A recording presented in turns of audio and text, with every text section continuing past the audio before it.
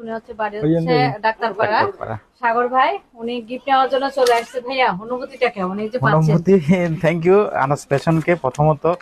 আর এটা হচ্ছে আমার প্রথম গিফট জীবনে, যেহেতু ওনাদের এখান থেকে শপিং করছি। জীবনে?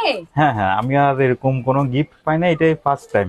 তাহলে তো আনাস ফ্যাশনকে আমি অনেক ধন্যবাদ জানাই, কারণ এরকম একটা আয়োজন করার জন্য, যেন ভবিষ্যতে সামনে এরকম আরো অপশন রাখে যেন আমরা আসতে পারি। থেকে অনেক বড় হ্যাঁ, মানে খুবই আনন্দিত। আমি শুনে নুসরাত আপু যখন ফোন দিছে, আমি কণ্ঠ শুনে বুঝতে পারছি হয়তো বা কোনো একটা ভালো নিউজ আছে, হয়তো আপু ফোন কেন দিছে। হ্যাঁ, আপুর ফোন পেয়ে আমি অলরেডি ডিউটি থেকে চলে আসছি, যে আসলে কি সারপ্রাইজটা আমার জন্য অপেক্ষা করতেছে। আমি একটু আনাস ফ্যাশন থেকে ঘুরে আসি। কাস্টমারের উদ্দেশ্যে প্রথমত থাকবে, আপনারা আসবেন, ওনাদের ভালো কালেকশন আছে, আপনারা যাচাই বাছাই করে আপনারা নিশ্চিন্তে আপনারা প্রোডাক্ট ক্রয় করতে পারবেন, এবং তাদের জন্য শুভকামনা রইল। ইনশাল্লাহ সবাই আসবেন। Thank you. আসসালামু আলাইকুম।